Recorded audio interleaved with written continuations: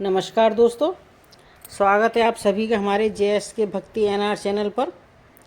दोस्तों, आज हम आपको एक ऐसे मंदिर के बारे में बताएंगे जो कि 51 शक्तिपीठों में से एक है, जिसका काफ़ी महत्व है।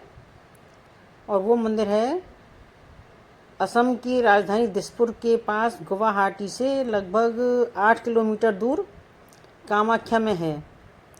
कामाख्या से भी लगभग 10 किलोमीटर दूर नीलांचल पर्वत है, वहाँ पर स्थित है। यह मंदिर शक्ति की देवी सती का मंदिर है।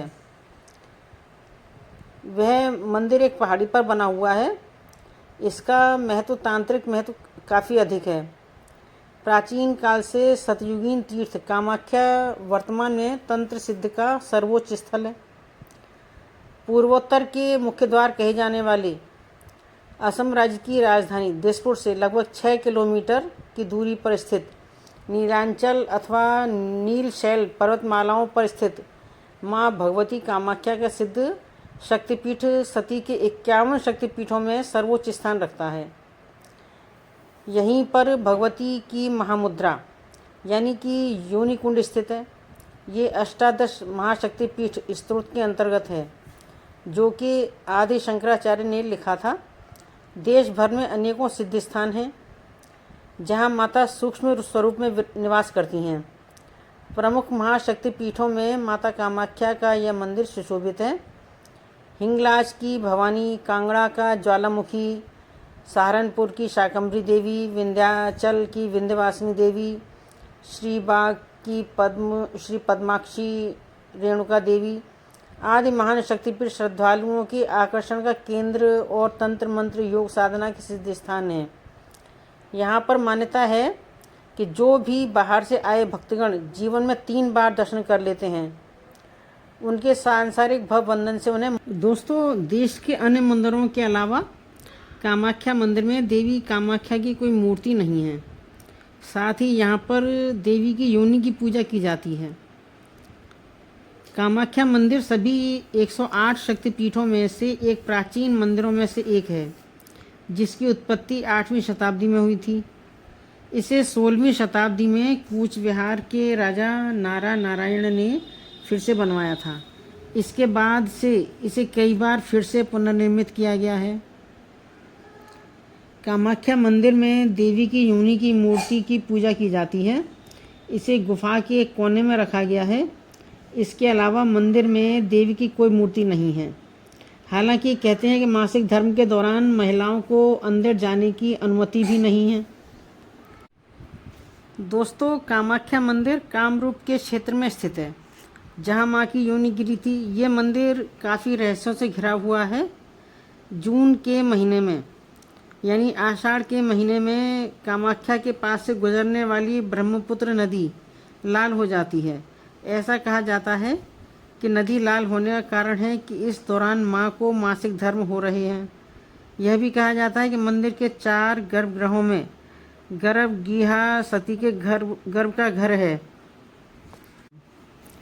जब भगवान दक्ष अपनी बेटी के साथ भगवान शिव का विवाह रचाने के इच्छुक नहीं थे और उन्होंने इस वजह से उन्हें यज्ञ में निमंत्रण भी नहीं दिया था, सती को जब इस बात का पता चला तो उनसे शिव का अपमान सहा नहीं गया था। गुस्से में सती आग में कूद गई थी और जब शिव को इस बारे में पता चला तो वे दुखी होकर सती को गोद में लेकर तांडव करने लगे। देवताओं को जब इस बात की चिंता हुई तब उन्होंने भगवान विष्णु से इसको लेकर मदद मांगी। उन्होंने फिर अपने सुदर्शन चक्र से सती की लाश के 108 टुकड़े कर दिए थे और शरीर के वो अंग देश के अलग अलग हिस्सों में गिर गए थे। जहाँ पर वे अलग अलग अंग गिरे थे, वहाँ पर शक्तिपीठों की स्थापना हुई थी। दोस्तों, कामाख्या मंदिर एक वार्षिक प्रजनन उत्सव का आयोजन करता है, जिसे अम्बुबासी पूजा के नाम से जाना जाता है। ऐसा माना जाता है कि इस दौरान देवी का मासिक धर्म होता है। जब मासिक धर्म होता है तो देवी के नीचे एक सफ़ेद वस्त्र बिछाया जाता है। 3 दिनों तक मंदिर बंद रहने के बाद मंदिर चौथे दिन उत्सव के साथ फिर से खुल जाता है। इस पर्व के दौरान कहा जाता है कि ब्रह्मपुत्र नदी भी लाल हो जाती है।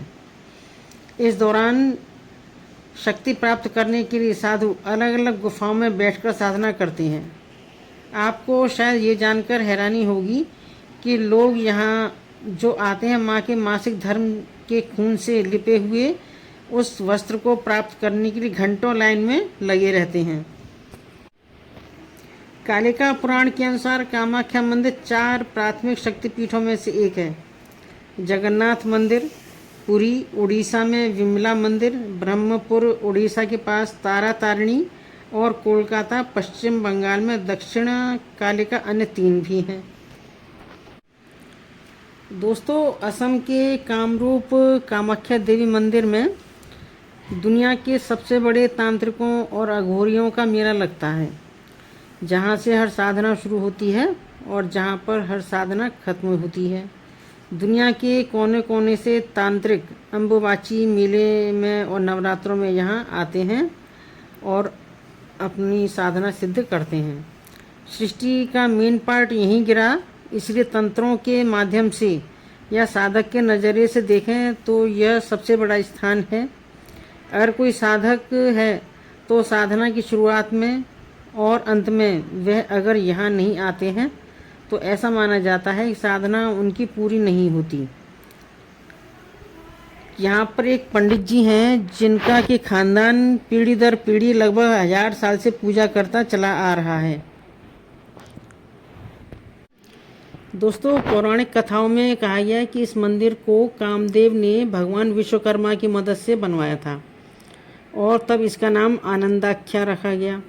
कामाख्या मंदिर का जिक्र कालिका पुराण, योगिनी तंत्र, शिव पुराण, बृहद धर्म पुराण में भी मिलता है।